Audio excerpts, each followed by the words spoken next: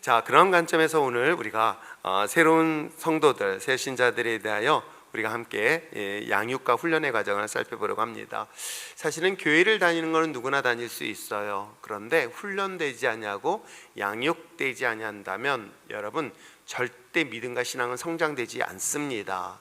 물론 종교적인 행위는 할 수 있어요. 그런데 여러분 영혼을 살리고 그 영혼이 하나님 앞에서 거룩하게 쓰임받을 수 있도록 그 위치까지 올라가기에는 반드시 훈련이라는 과정을 거쳐야 됩니다.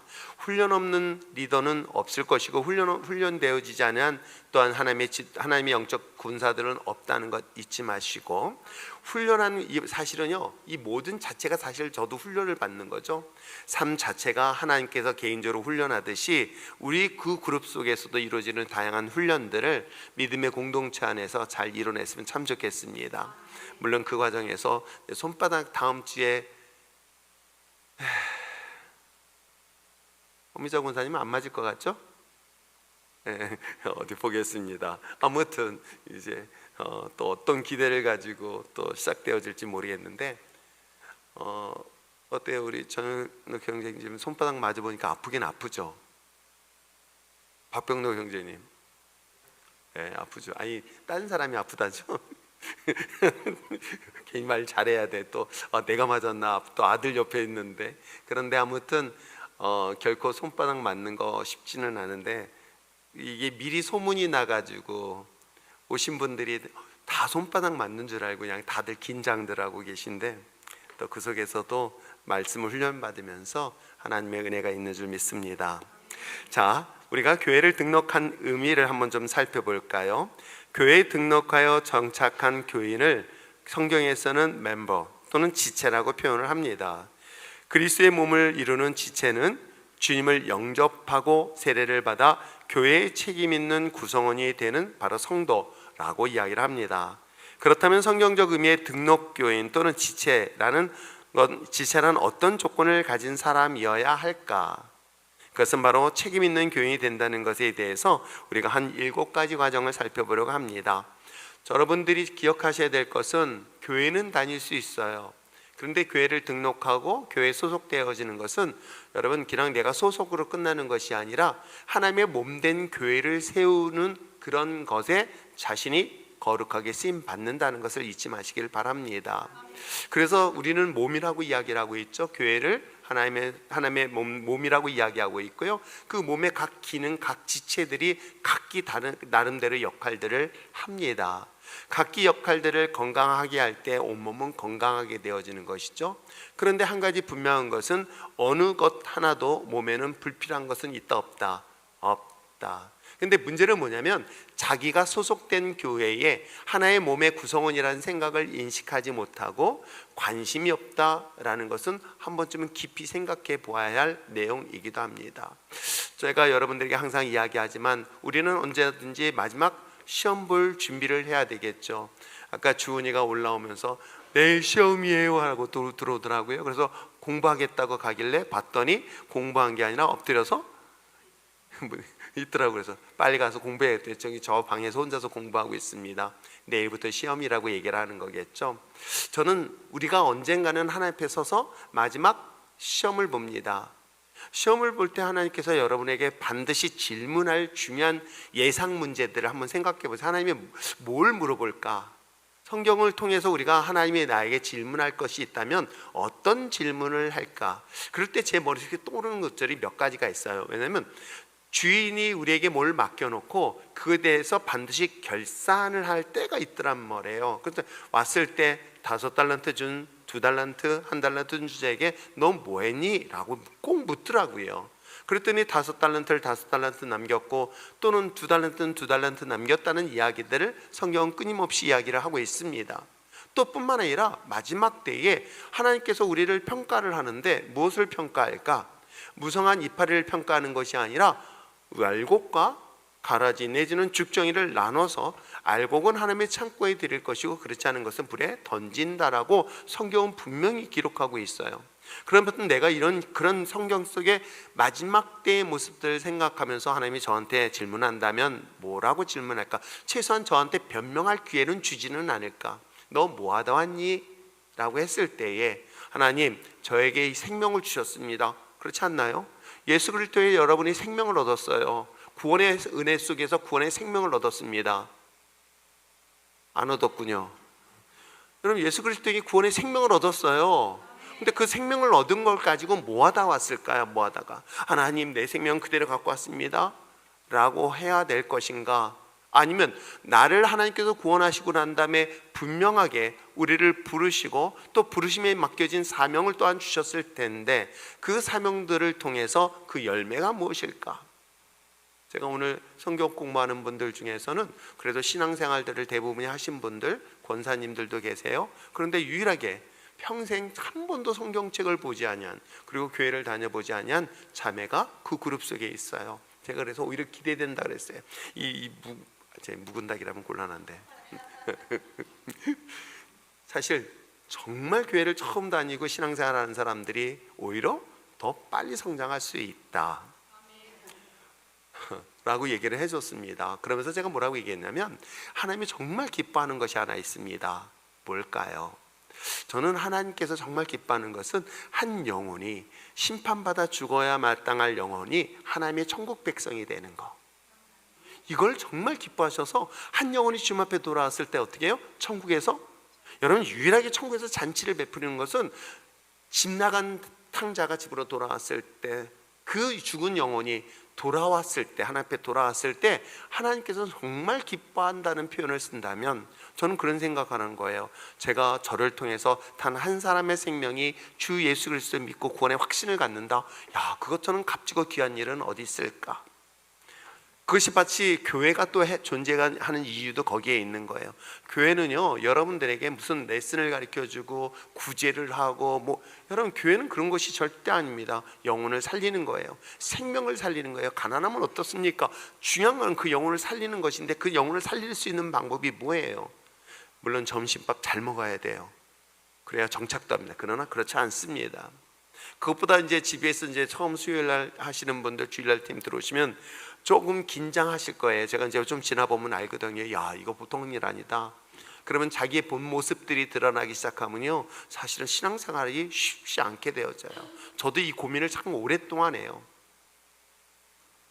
그런데 그 사람의 생명을 살릴 수 있는 유일한 것은 하나님의 말씀이라는 것, 아무리 찾아봐도 우리의 영혼을 구원시킬 수 있는 것은 하나님의 말씀밖에 없다는 거예요. 그 말씀이 믿어져서 믿음으로 말미암아 우리에게 구원을 결과의 열매로 맺게 되는 것이겠죠. 그렇듯 이 일들을 우리에게 얻었다고 한다면 여러분 어떻습니까? 우리가 이 은혜를 받은 자들이 여러분 주변에 있는 사람들을 제자를 삼고 그들에게 세례를 주고 그들에게 하나님의 말씀을 가르치기라는 것은 모든 저와 여러분의 마지막 사명이라는 것이에요. 그래서 이 일은 정말 우리 모든 사람들이 심장을 벌렁벌렁 뛰게 하면서 그 열정을 가지고 그 일을 멈추지 않으며 나갈 수 있는 여러분 됐으면 참 좋겠습니다. 교회가 숫자가 외형적으로 큰 것, 그건 전 중요하지 않아요. 저는 그것보다도 여러분 한 사람 한 사람 보면서 이 사람이 정말 구원의 확신을 갖고 있을까? 정말 주님 오셨을 때 어떤 것도 흔들리지 않냐고 목이 베고 그 생살 껍데기가 다 벗겨지더라도 난 주님 때문에 기꺼이 순교하겠습니다. 나는 정말 진짜 그리스도인들이 있을까? 김현주 집사 분명 아멘 했다 너. 그래서 만약에 빠지고 뭐 해봐나 그냥 산채로 내가 껍질을 하나님의 은혜 가운데 정말 여러분, 내가 여러분들이 아무리 좋게 해봐 그 의미가 없어요. 여러분들이 정말 하나님의 구원의 확신을 갖게 하는 것, 그런다 교회의 새로운 사람들이 이런 마음을 가지고 구원의 확신을 가질 수 있도록 한 사람도 포기하지 않냐고 정말 여러분들의 그 영혼을 품고 기도했으면 참 좋겠어요. 아까 낮에 오후에 수인자매랑 한 2시간 가깝게 얘기를 했습니다. 상담을 했는데 그 자매도 참 특별한 은사가 있더라고요. 만나서 기도하는 사람들이 다 상처받고 깨어지고 아프고 고통당한 사람들만 있어요. 야, 대단하다. 너 그것이 하나님이 주신 은사니까 그 사람들의 영혼을 끝까지 품어라 라고 얘기했어요. 근데 자기도 한순간 너무 힘들고 지치니까 놨던 손에서 놨대요. 그런데 갑자기 마음속에 불안함이 있어서 연락했더니 한 몇 개월 전에 자살을 했다는 거예요. 이게 사실 자살인지 아니면은 뭐 이렇게 해서 죽었는지는 모르겠는데, 아무튼 그것 때문에 한동안 더 많이 울게 되었고 더 많이 마음 아파했고 또 죄책감이 또 그만큼 오는 거니까. 그렇듯 한 사람의 영혼을 살리는 것에 대해서는 저뿐만 아니라 우리 모두가 특별한 관심을 갖고 그 한 사람의 영혼도 포기하지 않냐고. 제가 목사로서 그 사람 영혼 그만 정리해도 돼라고 하더라도 싫습니다, 난 그렇게 못하겠어요 라고 할 수 있는 정말 그런 성도가 됐으면 참 좋겠어요. 그렇죠? 저 역시도 마찬가지인 거예요. 제 옆에 제가 여러분과 함께하는 그 성도들만큼은 제가 내 목숨을 바쳐서라도 여러분의 영혼을 지켜내려고 하듯이 여러분의 맡겨진 영혼들, 여러분과 관계되는 영혼도 한 사람도 낙오되지 아니하도록 정말 주변 마음을 가지고 복음을 전하면서 나갈 수 있는 여러분 됐으면 참 좋겠습니다. 그러한 차원에서 교회가 해야 될 일들이 무엇일까? 자, 봅시다. 첫째, 읽겠습니다. 시작. 단지 교회에 나오는 차원이 아니라 영적으로 거듭나고 성장해야 합니다. 그렇습니다. 교회라는 것은 교회에 나오는 것이 중요한 것이 아니에요. 제가 지난주일 얘기했었죠. Sunday Christian은 중요하지 않아요. 내가 교회에 나와서 벤처머처럼 바닥을 따뜻하게 데피고 주일날만 1시간 예배 드리는 것으로 만족하는 것이 아니라 나는 내 삶 자체가 하나님 앞에 예배자의 삶, 내가 신앙인의 삶을 살아내는 것, 이것은 목숨같이 지켜야 되는 것인데, 그것은 모든 사람들에게 그런 관심을 가지고 양육하고 훈련시켜야 된다는 것을 말하는 것이겠죠. 그렇습니다. 우리가 그리스도인이 되어지고 교회 등록 교인이 된다는 것은 바로 영적으로 born-again, 거듭남, 구원의 확신을 가지고 우리가 성장을 해야 된다는 것 잊지 마시길 바랍니다. 또한 뿐만 아니라 이를 통해서 뭐예요?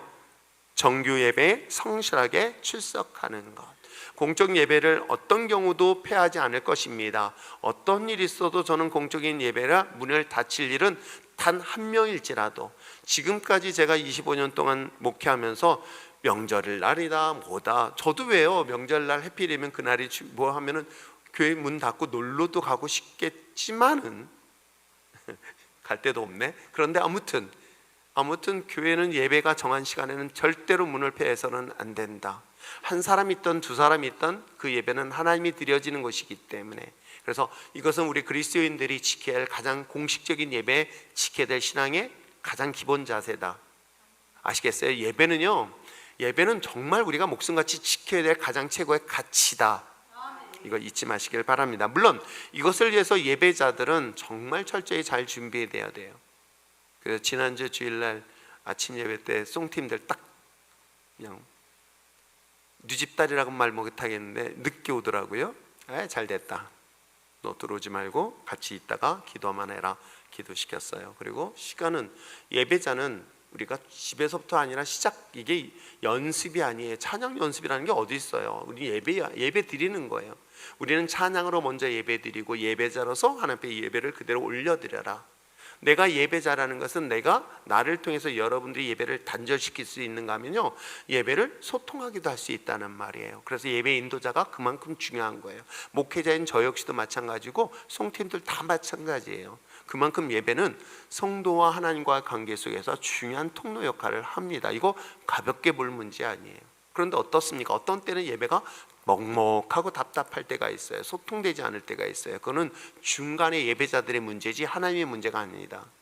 우리도 그렇지 않습니까? 내가 하나님 앞에 예배를 드리는데 내가 내 자신이 정말 막혀 있다고 생각해서요, 뭐 죄라든가 등등의 문제로 있다면 하나님과 내가 드려진 예배가 소통이 딱 막혀요. 마찬가지라는 거예요. 그래서 예배자는 그만큼 중요한 자리라는 것이죠. 어찌 보면 우리가 대제사장으로서 우리가 성막에 들어갔을 때 지성소에 들어가는 이 제사장 그룹들, 예배자들이거든요. 그 예배자들이 잘못했을 때는 하나님의 그 자리에서 심판하시는 사건이 일어나는 것이겠죠. 그만큼 중요한 역할들은 이런 구약이 아니라 지금 이 시대도 똑같다는 것이죠. 전심으로 준비해야 될 상황들입니다.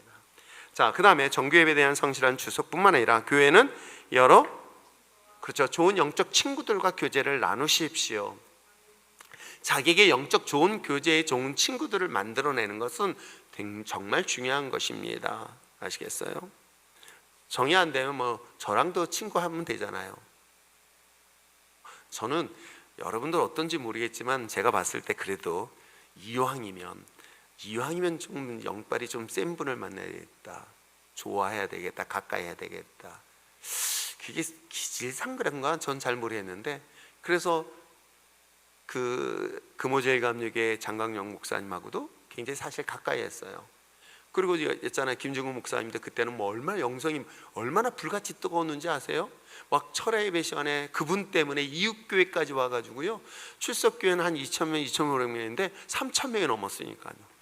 아니 저녁 철야 예배에 3,000명이 넘는 경우가 어디 있어요? 그런데도 1시간 반을 찬양 인도할 때 그분이 갖고 있는 영성, 그러니까 제가 그런 분들한테 뭐라 불렀다? 예, 형님이라 불렀다. 그래야 나에게는 영적인 은혜를 입을 수 있잖아요. 그렇잖아요. 내가 은혜의 영적인 도움이 되는 사람들은 제가 가까이 하는 편이지, 그렇지 않은 경우는 좀 멀리 하는 편이죠. 이해가 되시겠어요? 그럼 제가 여러분을 멀리 하는 사람들은 왜 그런지 아시겠죠? 그거는 아니야. 그거는 아니고, 제가 성도들은 그냥 저기 하는데, 이왕이면 여러분, 내가 영적으로 나에게 얻을 수 있는, 나의 영적으로 힘이 되어줄 수 있는 사람들을 가까이 친구로 두는 것이 나에게 그만큼 영적으로 도움이 된다, 안 된다? 분명히 됩니다. 자, 그뿐만 아니라 어디에 소속하자? 그렇죠, 우리는 셀 모임이라고 이야기합니다. 소그룹의 모임에 소속되는 것 또한 중요합니다. 여러분, 어느 그룹에 소속된다는 것은 영적 싸움에서 보호를 받을 수 있는 중요한 역할을 해요. 여기에서 아웃사이더 역할을 한다는 것은요, 놀랍게도 그들은 반드시 마귀의 밥이 되어요. 이건 영적으로도 분명히 아말렉 군사들이 이스라엘 본질을 공격한 것이 아니라 낙오된 자들이에요. 거기서 이탈하는 자들이 주 공격의 대상이 되는 거예요. 마귀는, 사탄은 반드시 그런 역할들을 합니다. 그래서 가급적이면 어떻게 한다? 그룹 속에 같이 활동해라. 제가 항상 얘기하죠. 우리 교회 오신 지 얼마 안 되시는 분들 얘기해 줬잖아요. 그분들은 안 들었으니까 그분들 위해서 또 들으세요. 옛날에 어렸을 때 저녁 때만 되면은 친구들이 동네에 모여가지고 각자의 무서운 귀신 이야기를 해요. 그때 달걀 귀신이 나왔고요. 그러면 애들이 일렬로 쭉 서고 한 명이 앞에 서서 막 하면요, 맨 사이드는 애들이 무섭잖아요. 무섭거든. 왜? 무서워. 괜히 끝에 있는 사람이 끌려갈까 봐서. 그래가지고 자꾸만 가운데로 들어와. 그러면 처음에는 일렬로 앉았다가 어떻게 되는지 아세요? 포개고 앉아. 그럼 맨 뒤에 있는 애 무서워가지고 또 앞으로 오고. 어떤 그런 기억이 나요. 이게 되게 성경적이다. 제가 성경을 보면서 깨달았어요. 여러분, 악한 영들은 낙오된 자들의 공격이 대상이 되고 있어요. 그래서 소그룹, 즉 우리가 작은 모임의 공동체 속에서 함께할 때, 비록 거기서 내 부끄러움도 나타날 수 있고 어려움도 나타날 수 있지만, 그런데 나에겐 영적인 큰 힘이 된다는 것 잊지 마시길 바랍니다. 자, 교회 안에서 자신의 영적인 뭐를? 그렇죠. 사실은요, 요즘은 그렇지 않은데 옛날 저희 어렸을 때만 하더라도, 옛날 얘기해서 참 미안한데요, 옛날에 우리는 문학의 밤이라는 게 있었어요. 그래서 문학의 밤에는 뭐예요? 저는 신앙송을 했어요. 그때 제가 그걸 문학소년이라는 것을, 또 이 사람들이 날 그래요. 아무튼 시를 쓰면서 시를 읽고 했던 그 기억이 나요. 뭐 같이 기타 치면서 노래도 불렀지만은 시를 써가지고 신앙송도 하고 또 연극도 하고 막 했던 기억이 나거든요. 그때 제가 발견했던 게 사실은 연기예요. 그래가지고 사실은 고등학교 때 연극부 활동을 조금 했었어요. 너무 재밌는 거예요. 좋아하는 거예요. 이런 재능이 어디서부터요? 저는 교회 다니면서 그런 활동을 통해서 내 자신의 은사를 발견할 수 있는 거거든요. 그러니까 우리 아이들을 데리고요, 미국이나 어디든 버스킹을 합니다. 그러면 그 중에서요, 정말 사람들의 시선을 끌면서 이 무대에 어떤 장악력이 있거나, 또는 사람들을 보면서 평소에는 소심하고 착해 보이는데 무대에 있으면 사람이 확 달라지는 아이들이 있어요. 제가 기억나는 아이 중에 하나가 누군지 아세요? 없으니까 이게 지금 있는 사람 얘기하면 또 아니까는 누구야? 아시겠어요? 이혜영 집사 딸. 굉장히 소심했어요. 괜히 부끄럽고 막 그랬던 아이인데요, 제가 뜻밖의 모습을 발견한 게, 제가 미국 데려갔는데 아이가요, 그 많은 미국 사람들 앞에서요, 사람들의 시선을 딱 장악하고요, 그걸 끌고 갈 줄 아는 것을 봤어요. 쟤는 정말 저 끼를 잘 활용하고 발전시키면은 충분히 대중들 앞에서 얼마든지 자신을 어필할 수 있겠다. 여러분, 이런 거예요. 은사라는 것은 내게 주어진 은사들이 사실은 내가 뭘 잘하는지 잘 몰라요. 저도 그랬던 것 같아요. 제가 가르치는 걸 좋아하는 했었지만, 알바라, 그러니까 대학 다닐 때는 그냥 학생 가르치는 게 그냥 그 알바잖아요. 그것이 나에겐 재능이라고 생각하지 않았던 거예요. 그런데 돌아보니까 이런 것들을 통해서 나의 감춰진 주신 재능들, 달란트, 은사들을 발견할 수 있구나. 그런데 여러분, 은사는요, 사용하면 사용할수록 더 확장되게 돼 있어요. 아시겠어요? 그리고 은사는요, 개발이 되는데요, 놀랍게도 은사라는 것을 영어로 기프트라고 그래요. 하나님이 주신 선물이에요. 그럼 내가 알지 못했던 것들을 하나님이 주신다, 안 주신다? 주실 수 있는 거예요. 아시겠어요? 자, 이런 것들을 우리가 교회 공동체를 통해서 활동하면서 얻을 수 있는 것들이다 하시면 되겠습니다. 자, 그 교회가 지닌 뭐예요? 가치를 이해하는 것, 교회가 가지고 있는 본질의 가치. 그 다음에 7번째는 다른 불신자를 어떻게 한다? 전도하는 일에 동참하는 것. 여러분, 전도를 하면서 무엇을 경험하는지 아십니까? 정말 한 영혼에 대한 그런 안타까운 마음과 그 소중한 마음들을 동시에 경험할 수 있는 것. 그게 참 나랑 안 맞는다고 하지만은 그건 정말 중요한 문제라는 것. 자, 이상의 조건들은 새신자를 확실하게 정착하는데 실질적인 도움을 줍니다. 새신자가 교회에 처음 나오면 좋아하고 환영할 뿐만 아니라 그들을 교회의 진정한 지체 또는 성경적인 등록교인으로 만들어 교회를 성장해야 합니다. 새신자는 교회의 잠재적인 일꾼인 것이죠. 그렇습니다. 교회에 새로 오신 분들이 가지고 있는 재능과 달란트를 통해서 하나님께 더 많은 일들을, 제가 최근에 기도하면서 하나님께서 이러이러한 사람들과 이런 일들을 할 수 있도록 하나님께서 더 많은 분들을 보내달라고 기도하고 있고요. 그런 분들과 더 함께 일을 한다면 더 폭발적으로 일하게 될 줄 믿습니다. 자, 등록교인의 의미라고 한다면 우리가 성공적인 새신자 양육의 원리가 있습니다. 항상 새신자든 전도든 모든 것들의 기준은 뭐다? 관심으로부터 출발하라. 자, 새신자가 교회 안에서 뭐예요? 관심의 대상이 돼야 된다. 한번 읽어보겠습니다. 시작.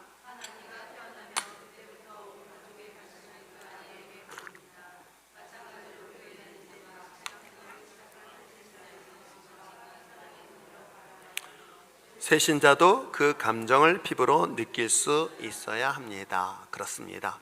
정말 중요한 것은 관심인 거예요. 저는 하나님의 마음을 가진 자들은요, 하나님의 관심을 갖고 사람을 보게 되어 있습니다. 그래서 우리 하나님의 마음이 있는 곳에 우리가 마음이 갈 수가 있고요, 하나님의 눈물이 있는 곳에 나의 눈물이 있으며 하나님이 가시는 그 발걸음 안에 내가 그 발걸음을 따를 수 있어요. 그게 하나님의 사람이에요. 근데 하나님의 사람이 아니라면요, 하나님의 관심과 내 관심은 전혀 상관없어요. 우리 라오스 선교사님이 계시지만 제가 라오스라는 곳을 정말 관심 없어요. 뭘 거기에 끄떡거려. 그걸 제가 아주 오래전에 우리 유만성 목사님을 비롯해서 노예에서 한 5분이 그때 끌려갔어요. 지금 이명석 목사님에서 5명이 끌려갔었어요. 근데 저는 거기를 싫다고 하는데도 또 유만석 목사님하고 해서 얘기를 하길래 할 수 없이 끌려갔어요. 그때 건축 예배, 입당 예배를 드릴 때였어요. 입당 예배를 드리는데 무지하게 사람이 많이 온 거예요. 사람이 너무 많이 와가지고 막 밖에고 막 차고 넘치는 거예요. 그래가지고 그 안에서 예배를 드리고 있는데 제 눈에는 뭐가 보였는지 아세요? 야, 입당 예배를 드리는데 어떻게 성경책을 들고 온 사람이 한 명도 없어. 그게 너무 뜻밖이었던 거예요. 그리고 두 번째는 10대도 안 됐어요. 나이가 되게 어린데 애를 안고 젖을 먹이고 있는 거예요, 밖에서. 내가 그걸 보면서 이 아이들의 영혼은 하면서 마음이 쓰라리고 아팠던 적이 잠깐 있었어요. 제가 그 마음 때문에 거길 갔는지는 전 잘 모르겠어요. 왜 그 많은 사람들 중에 왜 그런 사람들이 눈에 보일까? 그들의 손에 들려있지 않은 성경책이 왜 내 눈에 보이며 20대의 어린아이가 젖을 먹이면서 그냥 천진난만하게 앉아있는 이 아이의 모습의 영혼들을 보게 된 거예요. 그 아이가 가난하기 때문에 옷이나 신발이 보기 안 좋아서 불쌍한 게 아니라 정말 제 아이들에게 복음이 있을까 하는 안타까운 마음이 사실은 있었던 것이죠. 여러분 어때요? 우리에게 있어서 중요한 것은 새로 오신 분들 어떤 사람이든 우리가 주변에 관심을 갖는 것은 너무나 중요한 것입니다. 우리 최지현 집사님이 현장에서 일하고 있고 또 각자 여러분들이 있는 현장에서 지나가는 사람들 수없이 보게 되어집니다. 그런데 조금만 관심 가지면요, 그들의 탄식 소리를 들을 수 있어요. 조금만 관심 가지면요, 그 사람의 아픔의 소리를 들을 수 있어요. 내가 관심을 안 갖기 때문에 그래요. 내가 무슨 관심법을 쓰는 건 아니에요. 사실은요, 조금만 관심 가지면요, 그 사람의 속에서 아파하는 소리를 들을 수도 있어요. 그때 그들에게 손을 내밀고 그들에게 복음을 전할 수 있는 그것들의 시작은 뭐다? 관심으로부터 출발한다. 이건 정말 중요한 문제인 거예요. 아시겠어요? 자, 관심에서 떠나서 두 번째 뭐다? 교육이 있어요. 실질적인 교육이 있어야 합니다. 읽겠습니다. 시작. 일반적으로 매주 한 차례씩 4에서 6주의 교육을 갖는 것이 바람직합니다. 교육 내용이 기본적인 성경 지식과 신앙생활의 안내, 교회 봉사 활동에 필요한 정보 등 실제적이면서도 구체적인 것 때 새신자들로부터 호응을 얻을 수 있다. 물론 이거는 새가족 교육을 중심으로 이야기를 하고 있습니다. 그런데 여러분, 이것을 교육이라고 저는 생각하지 않습니다. 그냥 입문 단계에서 그 사람이 어떤 분인가를 알기 위하여, 그러니까 그분을 배려하는 것이 아니라 우리 입장에선 이분이 과연 제자 훈련을 제대로 시킬 수 있을 만한 분들인가를 체크하기 위한 과정이라 저는 봐요. 자, 그런 다음에 그 사람들을 위해서 어떻게 한다? 기도가 뒤따라야 됩니다. 읽겠습니다. 시작. 동시에 기도의 대상입니다. 그러므로 새신자 양육자는 교회 내 중보기도의 은사를 지닌 사역자들과 연합하여 적어도 3개월 이상 새신자를 위해 집중적으로 중보해 주는 것이 필요합니다. 즉 새신자의 기도 방패가 되어야 되는 것이죠. 여러분, 사탄은요, 마귀는요, 정말 신앙생활 제대로 하려고 할 때 얼마나 강력하게 반대를 하시는지 아세요? 오늘 아마 처음 이제 저랑 성경 공부 시작하겠다는 저 신자, 새 신자, 이제 진짜로 방해받을 수도 있어요. 얼마나 많은 강력한 반대가, 방해가 강력하게 나타나는지 몰라요. 더군다나 교회를 처음 나오는 사람들의 경우도 예외는 아니에요.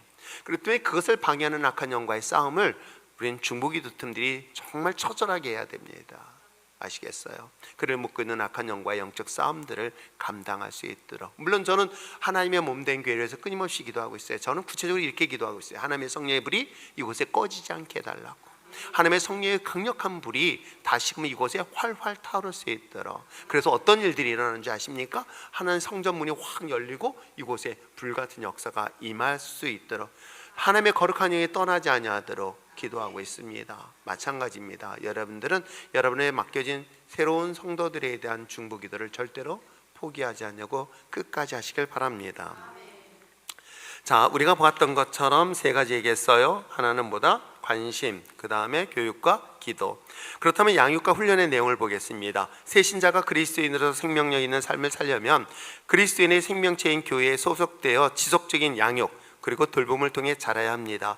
새신자 양육위원은 새신자가 영적인 어린아이 수준을 뛰어넘어서 교회의 책임있는 구성원으로서 그리스도의 장성한 분량에 이르기까지 이끌어 주어야 합니다.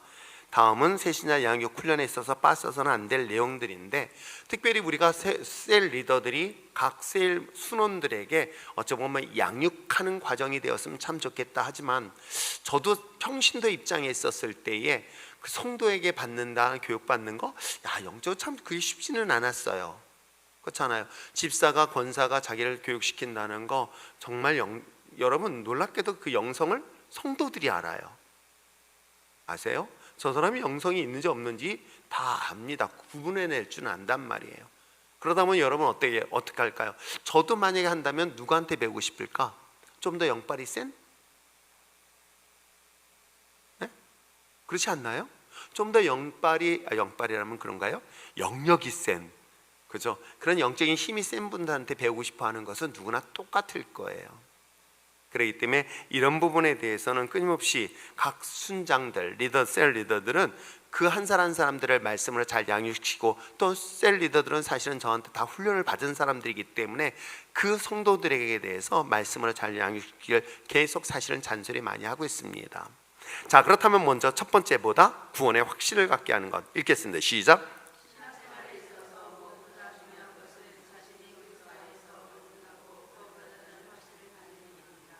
구원의 확신이 없는 신앙생활은 모래에 성을 쌓는 것과 다름이 없습니다. 그렇죠? 제가 지난주 주일날 얘기했었죠? 회개 없이도 신앙생활 할 수 있다 없다?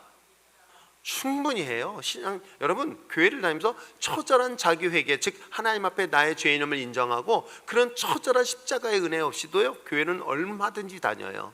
전혀 다니는데 상관은 없어요. 물론 감정적인 부분으로 잠깐 동안 회개했다고 하지만요, 여러분 회개라는 건 어떤 건지 아세요? 창자가 끊어지는 고통을 느껴줘야 돼요. 내 죄에 대하여 처절하게 절감하고요, 이 죄에 대해서 나를 유일하게 구원하실 분은 누구다? 예수 그리스도밖에 없다라는 이 엄청난 자기 고백이 있고 난 이후에, 어찌 보면 다메섹에서 우리가 함께 보았던 것처럼 사도 바울이 그 경험을 하는 거예요. 얼마나 처절하게 그는 금식하고요, 그는 뭐예요? 앞을 볼 수 없는 처절한 고통을 경험하는 거예요. 이 고통을 경험한 이후에 비로소 자기는 하나님의 일을 하고 있다고 생각했는데 이게 엄청난 죄인이었구나는 사실을 깨닫고 이 고백을 날마다 고백하고 살아가고 있어요. 이게 바로 회개하는 역사들이 나타나는 것인데, 그런 것 없이도 교회 생활을 할 수 있다 없다? 얼마든지 할 수 있음을 저는 봐요. 자, 그렇기 때문에 교회는 가장 중요한 것이 구원의 확신으로부터 출발해야 된다. 이거는 정말 중요한 것이다. 자, 그 다음에 두 번째 뭐예요? 믿음이 개발되어진다. 읽겠습니다. 시작. 기독교는 믿음의 터전으로 삼고 있습니다. 믿음은 구원의 확신을 지속적으로 시키는 원동력입니다. 믿음을 개발하려면 그리스도를 중심으로 모시고 말씀, 기도, 교제, 증거의 삶을 살아야 합니다. 이건 마치 수레바퀴 네 개의 수레바퀴와 같은 모습이다. 이것은 어느 것도 예외되어서는 안 돼요. 말씀과 기도, 이것만이 아니라 뭐예요? 교제와 전도. 이 네 가지는요 균형 잡힌 신앙을 갖는 데 있어서 갖춰야 될 자세다. 아시겠어요? 자, 우리가 주님 앞에 회개하였고 거듭남을 경험했습니다. 믿음에 장성하게 성장하는데 어디에 이르기까지? 그리스도에게까지 이르도록 성장할 수 있도록 그것은 우리가 계속 훈련을 받아야 된다. 이해하시겠죠? 그래서 왜 그러냐면은 믿음이 크고 믿음이 작은 자에 대한 이야기를 분명히 하고 있기 때문에 그래요. 믿음이 적은 자에 대한 책망을 주님께서 하시잖아요. 이 믿음이 적은 자들아, 왜요? 베드로가 물 위에 떨었다 아이고 했었을 때 그를 건져내고 믿음이 적은 자라고 책망하지 않습니까? 또 한 여인의 믿음을 보고 너는 큰 믿음이라고 이야기를 하잖아요. 그러니까 믿음의 크고 작음에 대한 이야기를 하고 있다면 그 작은 믿음에서 큰 믿음으로 성장하는 것은 결국 우리들이 훈련을 통해서 가능하다라고 좀 보여져요. 자, 하나님의 말씀으로 훈련되어지는 것, 믿음을 개발하는 것. 그 다음에 또 하나, 구원과 믿음 속에서 하나님이 주신 내게 은사들을 발견하는 거예요. 읽겠습니다. 시작.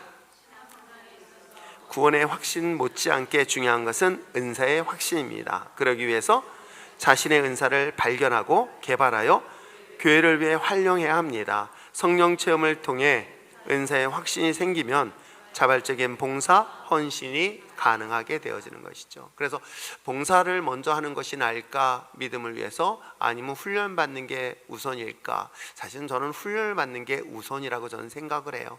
훈련을 받으면서, 말씀을 훈련받으면서 그러면서 봉사하는 것이어야 되지, 훈련을 되지 아니하면서 봉사하고요 헌신하면요 어떤 현상이 나타나느냐? 자기가 수고하고 헌신하는 것에 대하여 감사함을 아니기 때문에 뭐라고 하냐면 알아주지 못한 것에 대한 섭섭한 마음을 갖게 된다. 이해하시겠죠? 그런데 내가 받은 은혜, 훈련받아서 받은 은혜에 감사하다면요 내가 헌신하는 것만으로도 감사하는 거예요.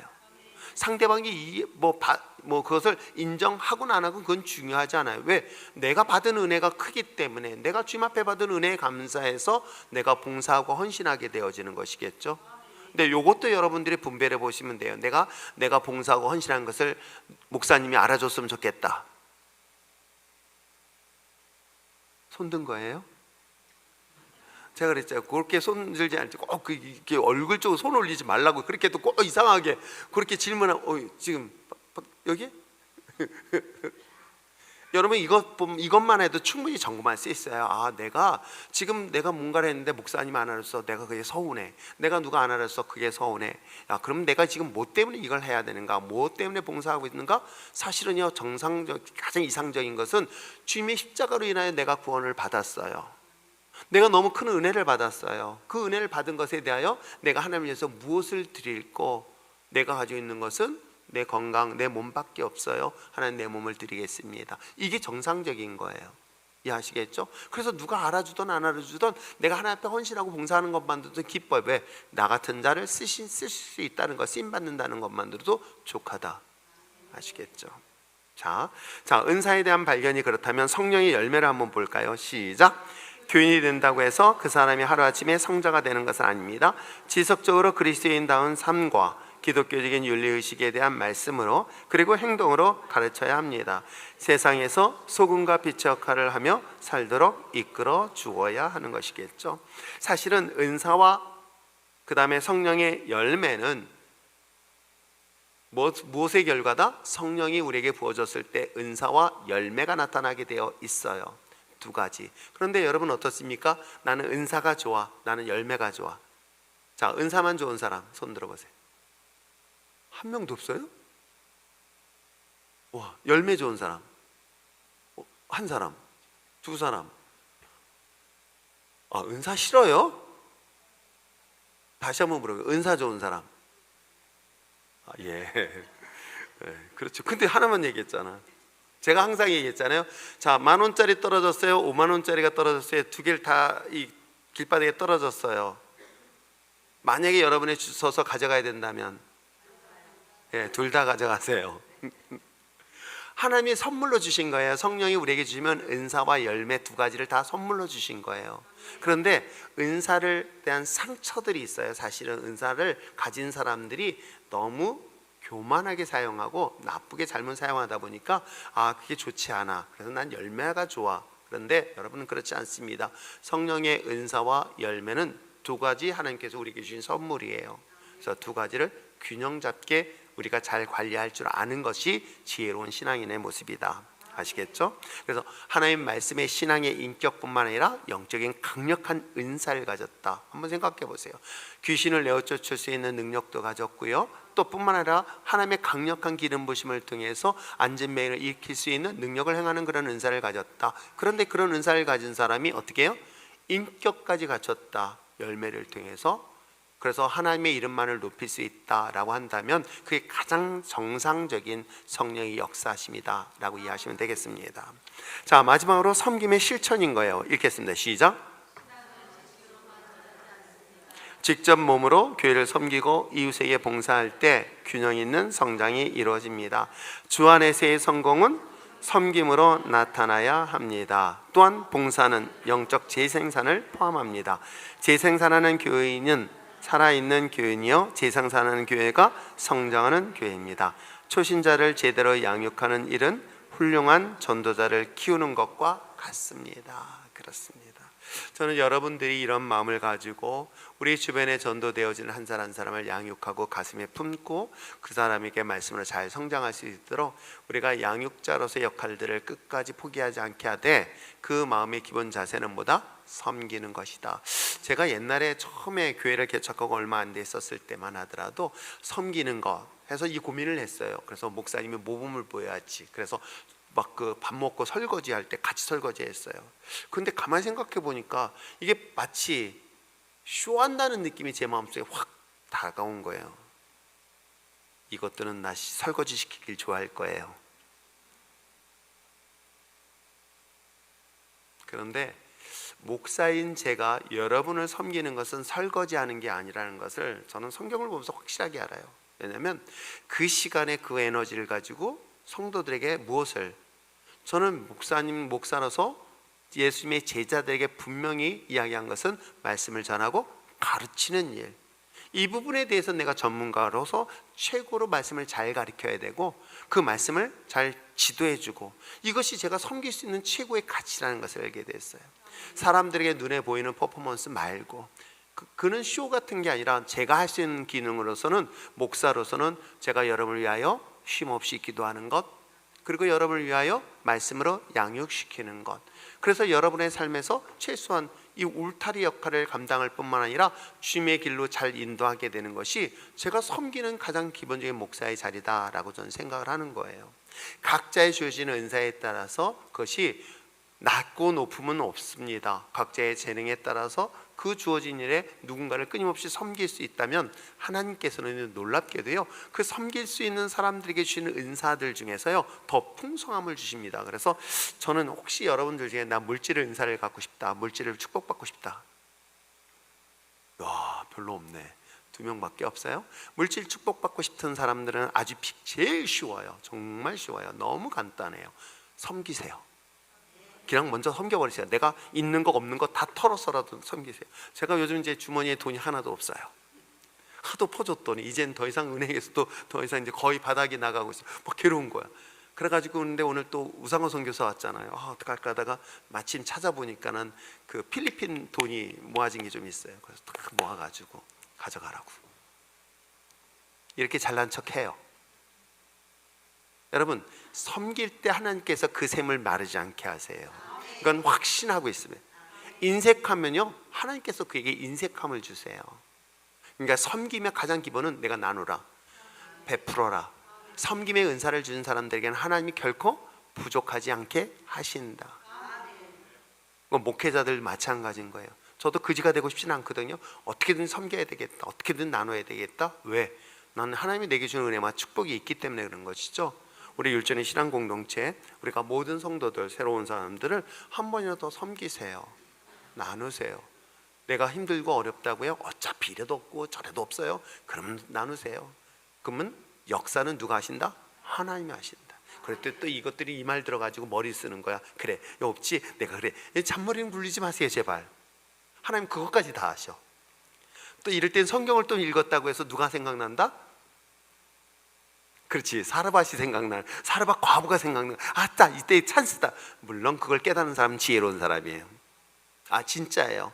성경을 우리가 알고 성경이 이야기하는 교훈이 뭔데요? 이걸 통해서 내가 나눠야 되겠다. 이걸 통해서 섬겨야 되겠다. 자, 우리가 새로운 사람들에 대하여 끊임없이 섬길 수 있는 것들, 그리고 그들에게 대해서 교회가 해야 될 구원과 그 다음에 믿음과 은사와 성령의 열매와 섬김, 이것이 균형 잡게 이루어질 때 교회는 어떻게 한다? 건강하게 성장할 수 있다. 이것은 저 혼자만의 꿈이 아닌 우리 모두의 같은 꿈을 가지고 우리가 정말 율전교회 와서 나의 믿음과 신앙이 더 성장되어서 하나님이 섰을 때, 주님 앞에 섰을 때 정말 하나님이 기뻐하고 기뻐함으로 착하고 충성된 종아, 칭찬과 인정받는 그런 우리의 신앙 공동체가 될 수 있도록 애쓰며 힘쓸 수 있는 저와 여러분 됐으면 참 좋겠습니다. 기도하겠습니다.